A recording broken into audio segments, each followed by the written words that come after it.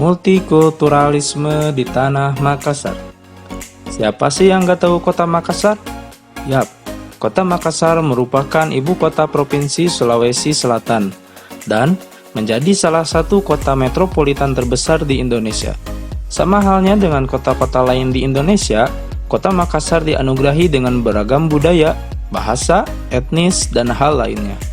Lantas, seperti apa multikulturalisme yang ada di Kota Makassar? Yuk kita bahas.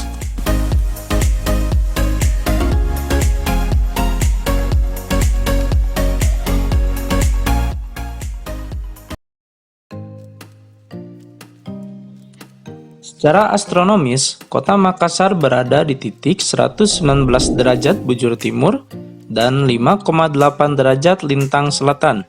Dan secara geografis, Kota Makassar terletak di pesisir pantai barat di ujung selatan Pulau Sulawesi, dengan batas Selat Makassar di bagian barat, Kabupaten Pangkajene Kepulauan di sebelah utara, Kabupaten Maros di sebelah timur, dan Kabupaten Goa di sebelah selatan.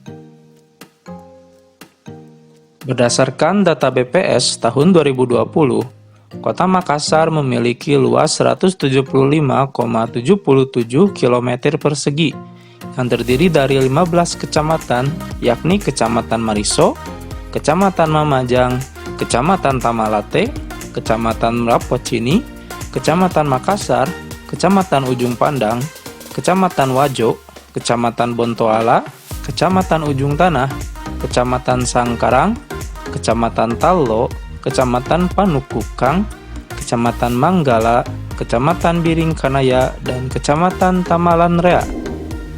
Dengan total jumlah penduduk sebanyak 1.423,877.000 orang.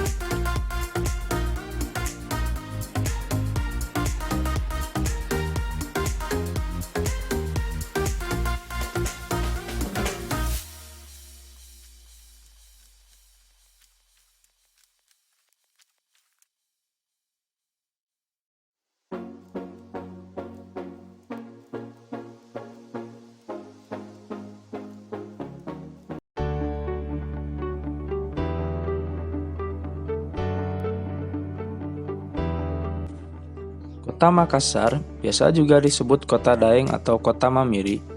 Kota Makassar merupakan salah satu kota metropolitan di Indonesia dan sekaligus sebagai ibu kota Provinsi Sulawesi Selatan. Kota Makassar merupakan kota terbesar keempat di Indonesia dan terbesar di kawasan timur Indonesia.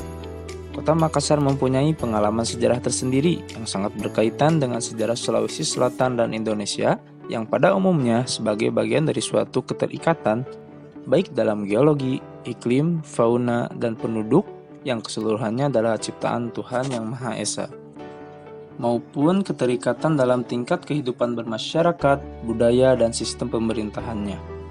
Dengan keterikatan-keterikatan itulah, masyarakat Kota Makassar terdiri dari beberapa etnis yang hidup berdampingan secara damai. Penduduk Makassar kebanyakan dari suku Makassar dan Bugis, sisanya berasal dari suku Toraja, Mandar, Buton, Tionghoa, Jawa, dan sebagainya. Mayoritas masyarakat Kota Makassar menganut agama Islam sebanyak 82,39%, kemudian 9,61% Kristen Protestan, 5,56% Katolik, 1,41% Buddha, 0,76% Hindu, dan 0,27% Konghucu. Kota Makassar merupakan tempat bertemunya jutaan orang dengan latar yang berbeda. Masing-masing datang dengan bahasa yang mereka bawa dari tempat asli mereka.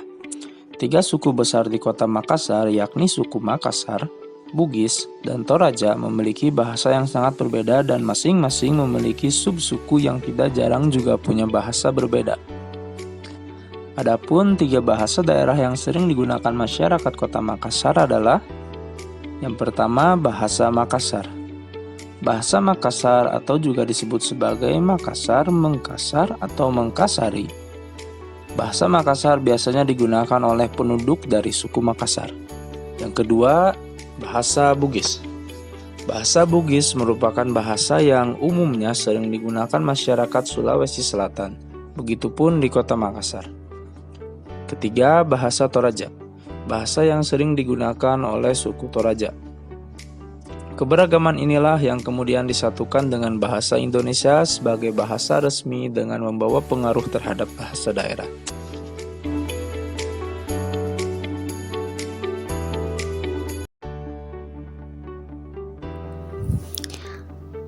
Kali ini saya akan membahas sedikit seputar sejarah Kota Makassar. Kota Makassar merupakan ibu kota dari Provinsi Sulawesi Selatan. Makassar merupakan salah satu dari kota terbesar di Indonesia yang memiliki sejarah panjang, dimulai dari sebelum kemerdekaan hingga setelah kemerdekaan Indonesia. Dalam Kitab Negara Kertagama, Pupuh nomor 13-14, Makassar adalah sebuah nama wilayah di sebelah timur Jawa yang merupakan kekuasaan Majapahit pada pertengahan abad ke-14. Pada masa ini, Makassar bukanlah sebutan untuk suatu daerah tertentu, melainkan salah satu dari etnis yang ada di Indonesia, yaitu etnis atau suku Makassar.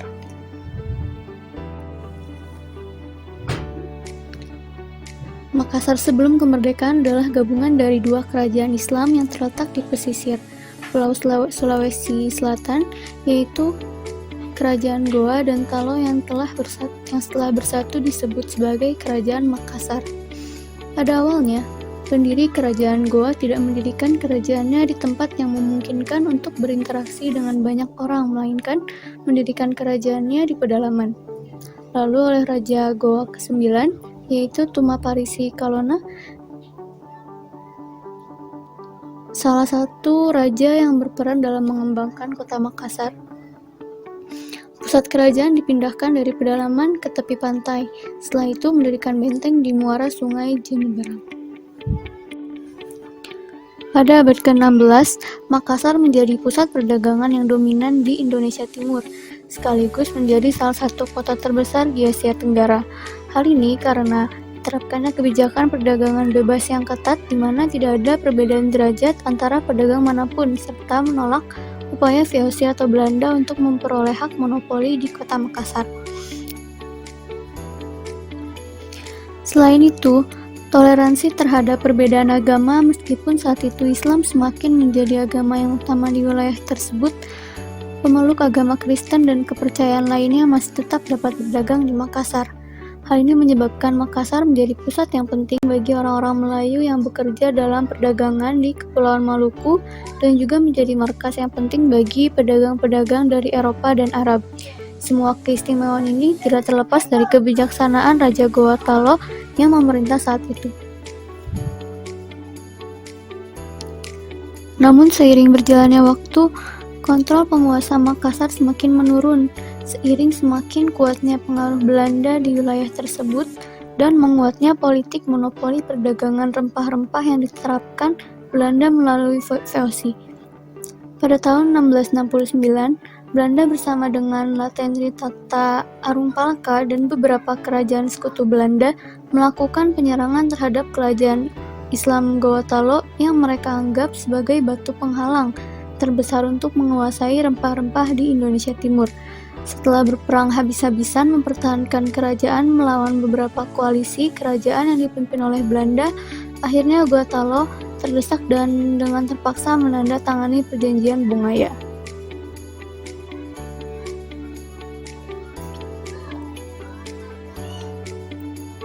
Menurut catatan sejarah, cikal bakal lahirnya kota Makassar berawal dari 1 April 1906. Saat itu pemerintah Hindia Belanda membentuk Dewan Pemerintahan Gemeente di Kampung Baru, yang terletak di kawasan Pantai Losari dan Benteng Fort Rotterdam.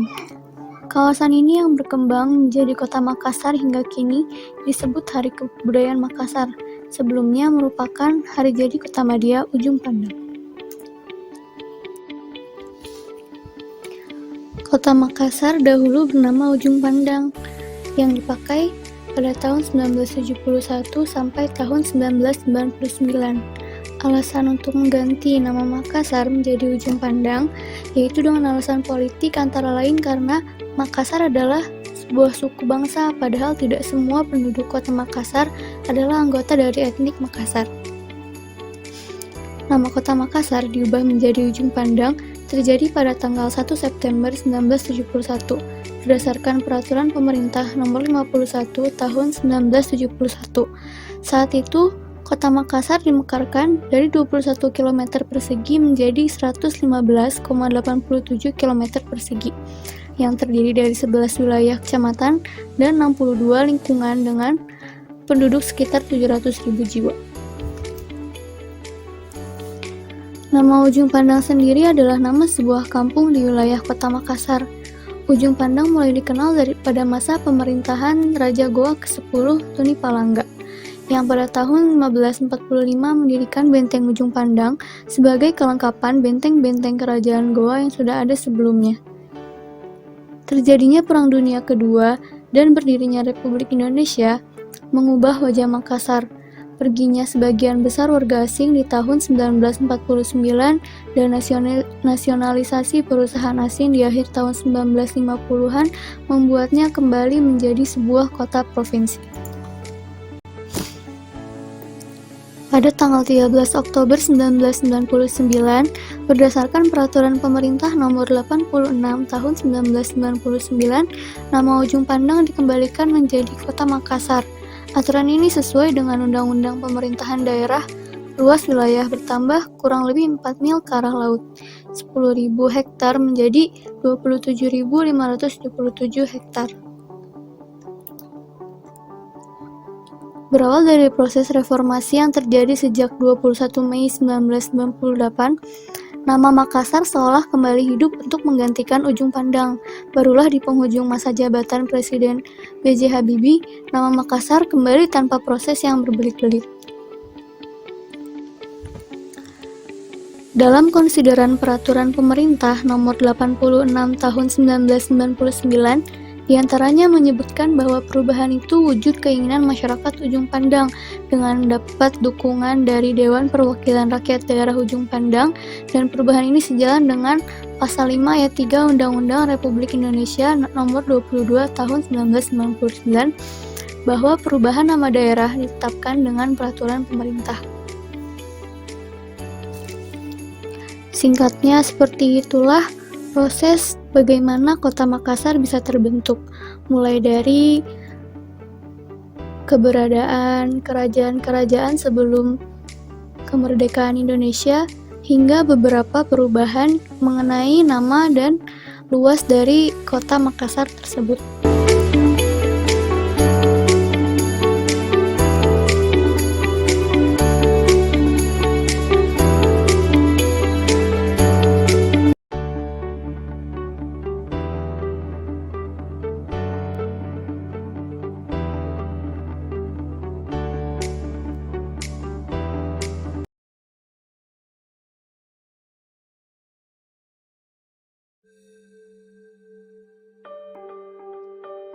Tari Kipas Pakarena adalah sejenis tarian yang berasal dari Kerajaan Goa Makassar, Sulawesi Selatan. Berasal dari kata karena yang artinya bermain dan pa yang berarti pelakunya. Tarian ini menjadi kekuatan tradisi budaya masyarakat Goa yang sudah berabad-abad lamanya. Tarian ini merupakan upaya melestarikan budaya kekuatan keluarga kerajaan dan masyarakat Goa yang hegemonitas. Karena kecintaan Raja Goa kepada tarian ini, setiap upacara-upacara adat menjadi tarian wajib yang disuguhkan di lingkungan kerajaan. Tarian ini menggambarkan perpisahan Boting Langi atau Kayangan dengan Lino Bumi. Gerakan-gerakan tarian ini menggambarkan ajaran kepada masyarakat Lino Bumi saat bercocok tanam, berternak, atau berburu sebagai ungkapan rasa syukur kepada Boting Langi. Setiap gerakan mengekspresikan kelembutan, kesantunan, kesetiaan, kepatuhan, dan hormat masyarakat perempuan Goa kepada laki-laki. Pola gerakan yang dimulai dengan duduk dan mulai memutar searah jarum jam juga memiliki makna adanya siklus hidup yang selalu berputar. Selain berputar, tarian ini mengarah gerak naik turun yang melambangkan kehidupan manusia, kadang berada di atas, kadang berada di bawah, yang mengisyaratkan agar perlunya hidup itu harus dilalui dengan kesabaran. Secara keseluruhan, tarian ini memiliki 12 gerakan yang masing-masing memiliki makna yang berbeda-beda. Aturan dalam tarian ini sangat unik. Di antaranya, penari tidak diperbolehkan untuk membuka mata terlalu lebar, termasuk gerakan kaki tidak boleh diangkat terlalu tinggi. Oleh karena itu, fisik penari harus prima, karena harus selalu menunjukkan kelembutan dan kesantunan. Untuk iringan musik dalam tarian, dilakukan oleh 7 orang pengiring penari yang semuanya laki-laki dengan alat musik berupa gandrang, yang dikenal dengan gondrong rinci. Fungsi alat ini sebagai musik pengiring. Caranya, pengiring memukul gandrang dengan membawa alat pukul dari tanduk kerbau atau tangan. Pengiring tidak saja memukul alat musik, tetapi juga harus ikut menari, mengikuti penari, meski hanya gerakan kepala agar gerakan selalu beriringan dengan musiknya. Untuk iringan musik dalam tarian Kipas Pakarena dilakukan oleh 7 orang pengiring penari yang semuanya laki-laki dengan alat musik berupa gandrang, yang dikenal dengan gondrong rinci. Fungsi alat ini sebagai pengiring. Caranya, pengiring memukul gandrang dengan membawa alat pukul dari tanduk kerbau atau tangan. Pengiring tidak saja memukul alat musik, tetapi juga harus ikut menari, mengikuti penari meski hanya gerakan kepala agar gerakan selalu beriringan dengan musiknya. Tarian akan semakin memikat dan semakin indah dipandang ketika melihat penari menggunakan busana yang menarik. Busana penari sering disebut li'abasabe, yaitu kain sutra khas Sulawesi, dengan sanggul besar dan hiasan khas Pulau Selayar. Demikianlah tari Kipas Pakarena sebagai warisan budaya menjadi aset budaya yang tak ternilai harganya. Daya tarik pariwisata daerah Goa Sulawesi dan ajang promosi bagi masyarakat Goa. Melalui tarian inilah upacara adat, hiburan atau pertunjukan bisa menjadi wujud rasa syukur yang terekspresikan lewat tari.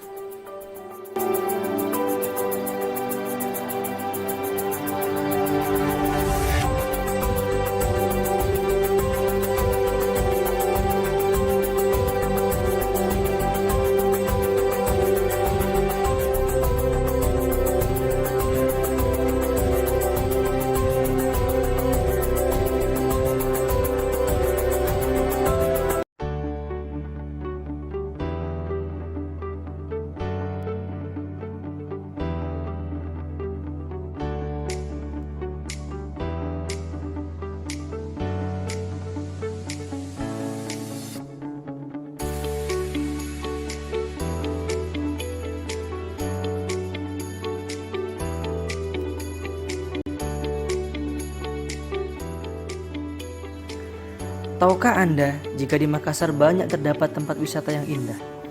Bahkan keindahannya membuat wisatawan yang datang berkunjung tidak mau pulang. Makassar juga merupakan ibu kota provinsi dari Sulawesi Selatan, yang sekaligus menempati posisi keempat sebagai kota metropolitan terbesar di Indonesia. Meskipun termasuk kota metropolitan, namun banyak Makassar menyimpan segudang tempat wisata yang indah.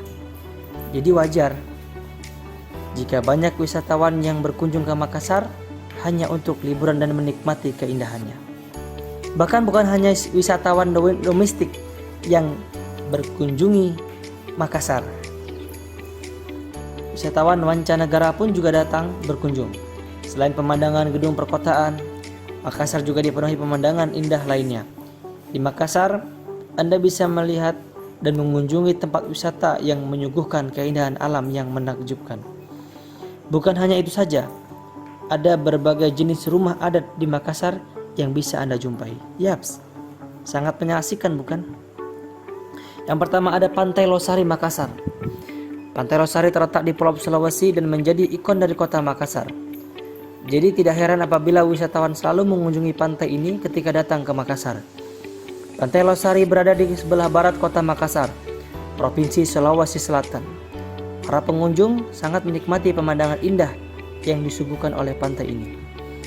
Paling banyak wisatawan akan mengunjungi pantai ini pada sore hari, menjelang matahari tenggelam.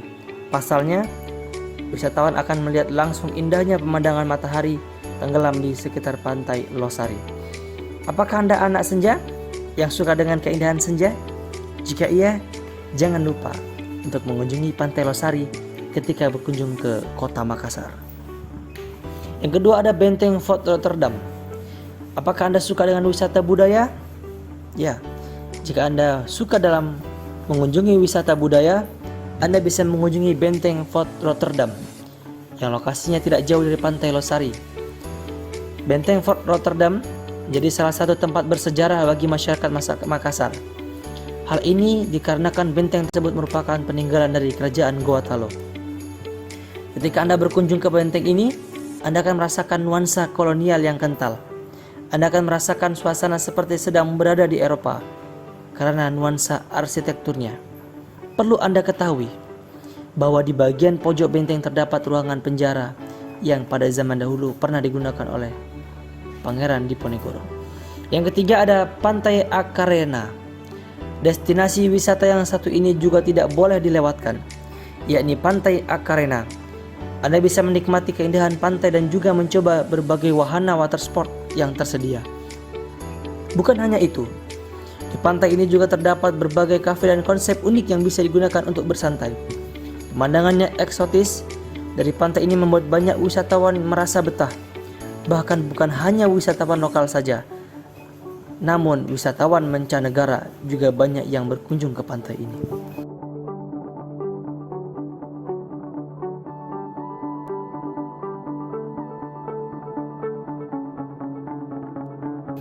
Yang kelima, itu tempat wisata air terjun Leang Pak Niki. Tempat wisata air terjun di Makassar yang tidak boleh terlewatkan ialah Leang Pak Niki. Ketika Anda berlibur ke kota Makassar dan ingin menikmati segarnya air terjun, maka bisa langsung mengunjungi Leang Pak Niki. Spot yang memanjakan mata ini berada di perbatasan desa Buakang dan desa Ranaloe. Ketika berkunjung ke lokasi ini, memang disarankan saat musim kemarau. Karena ini dikarenakan akses menuju air terjun lebih mudah dijangkau ketika tidak hujan. Pemandangan indah yang disuguhkan oleh air terjun dengan ketinggian sekitar 10 meter akan dapat membuat pikiran lebih tenang. Oleh sebab itu banyak sekali wisatawan yang datang berkunjung hanya untuk melepas penat. 6. Gunungan Kars Makassar. Tempat wisata di Makassar yang memiliki pemandangan menakjubkan. Selanjutnya ialah Pegunungan Kars. Bagi Anda yang suka berpetualang, maka Anda harus mendatangi lokasi ini pada pagi hari atau saat hujan. Lokasi ini akan diselimuti oleh kabut. Kabut-kabut tersebut menambah keindahan dari Pegunungan Kars ini.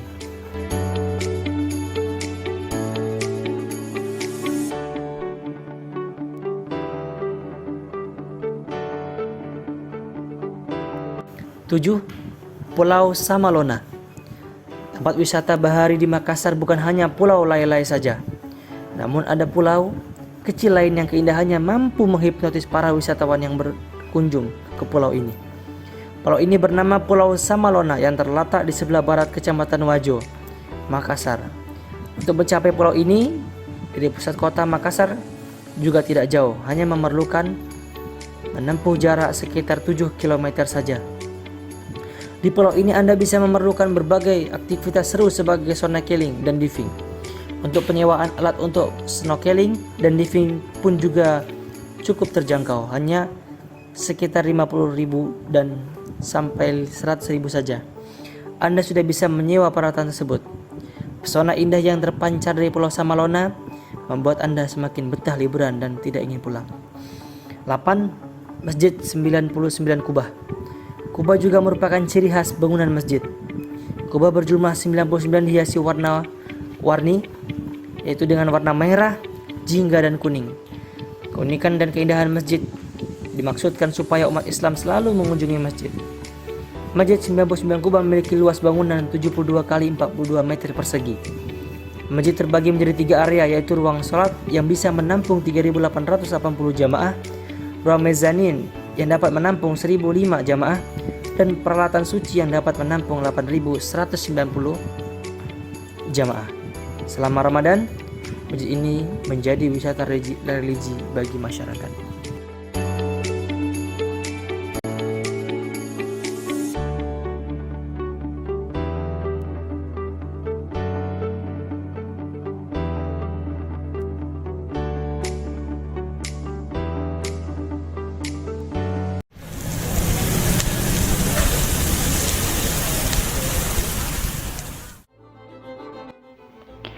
Masakan Indonesia juga adalah salah satu simbol keberagaman.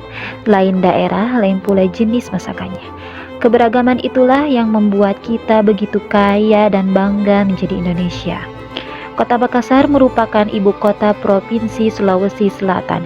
Sebagai pusat pemerintahan, kota ini tentu menyimpan segudang destinasi wisata yang layak dikunjungi. Di samping itu, sejumlah kuliner khasnya pun layak untuk dicicipi. Kelezatan ragam makanan khas Makassar memang sudah tersohor sejak lama. Tak heran jika kota terbesar di wilayah timur Indonesia ini dikenal luas sebagai surganya wisata kuliner.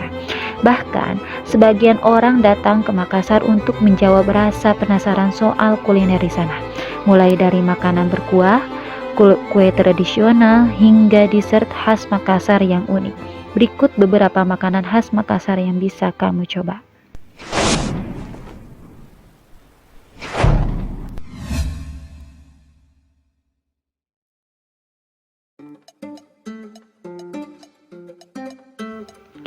Pertama, palu basah serigala.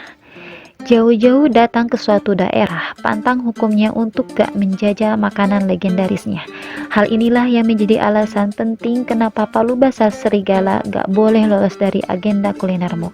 Dirintis pertama kali pada tahun 1986, membuktikan kalau cita rasa palu basah serigala berhasil diterima lidah pelanggan. Sukses melayani pembeli lebih dari 3 dekade, kini pengelolaan kedai palu basah serigala dipercayakan kepada generasi kedua. Kedainya hampir gak pernah terlihat sepi, terutama saat weekend dan libur panjang.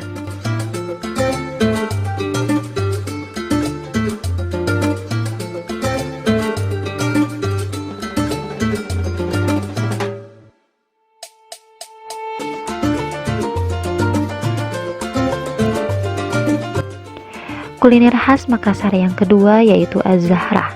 Warung kopi di kota Makassar, Provinsi Sulawesi Selatan ini kini tak sedikit yang buka 24 jam. Maklum, penikmat kopi di kota ini pun kian banyak. Tak hanya dari kalangan orang tua, kalangan remaja pun kian banyak yang menggemari minuman satu ini. Nah, salah satu warung kopi yang buka 24 jam itu adalah Warkop Az-Zahra. Beralamat di Jalan Bandang nomor 194, Kelurahan Paranglayang, Kecamatan Bontoala, Kota Makassar.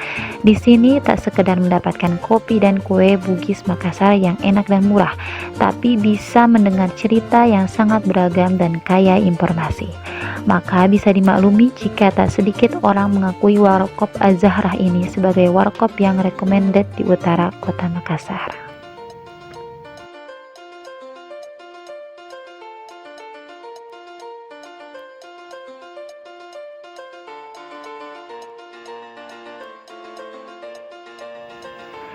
Yang ketiga yaitu rumah makan Paul Tere.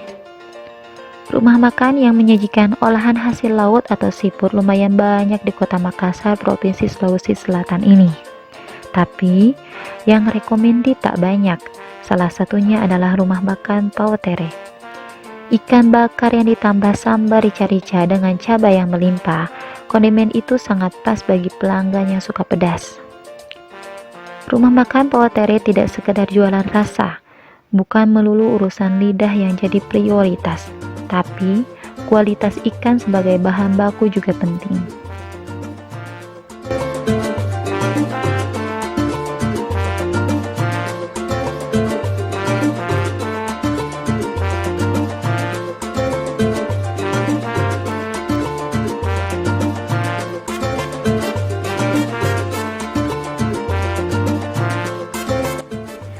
Coto gagak. Dinamakan coto gagak bukan karena menggunakan daging burung gagak, tapi ternyata tempat makanan ini berada di Jalan Gagak nomor 27 Makassar. Tempat makanan yang satu itu jauh dari kesan modern, bahkan masih cenderung tradisional. Di bagian dalam terdapat meja panjang dan kursi plastik. Ada ketupat berukuran mini, sambal, dan kecap tersaji di atas meja. Tak hanya meja makan, ternyata ruangan tersebut menjadi satu dengan dapur. Anda pun bisa melihat langsung bagaimana coto diracik dan akhirnya tiba di meja pembeli.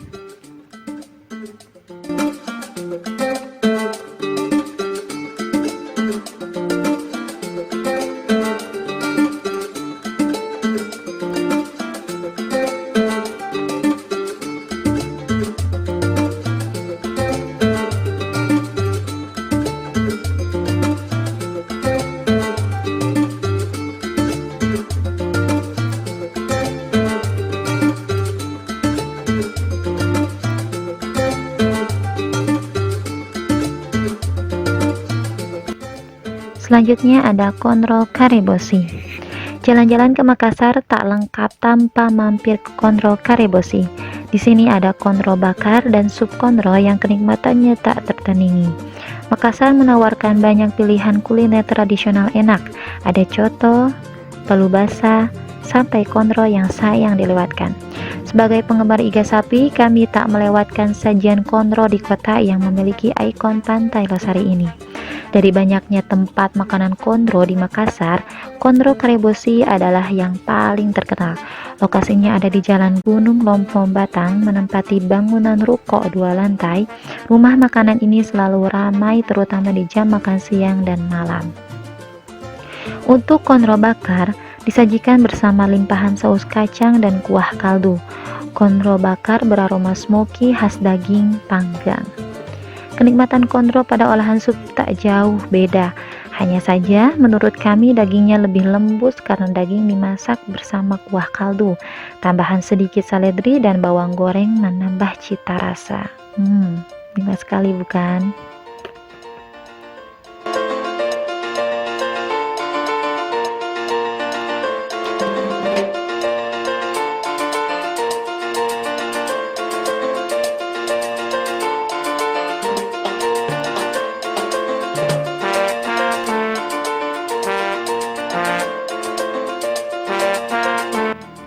Yang terakhir yaitu sop saudara. Satu lagi kuliner berkuah khas Makassar yang menjadi bahan kuliner terpopuler yaitu sop saudara. Sop saudara dibuat dari bahan-bahan seperti daging sapi, paru sapi, bihun, serta kentang goreng yang dipotong-potong kecil. Hidangan makanan khas Makassar ini biasa disajikan bersama nasi putih dan sambal kacang, serta lauk tambahan berupa ikan bakar dan telur rebus.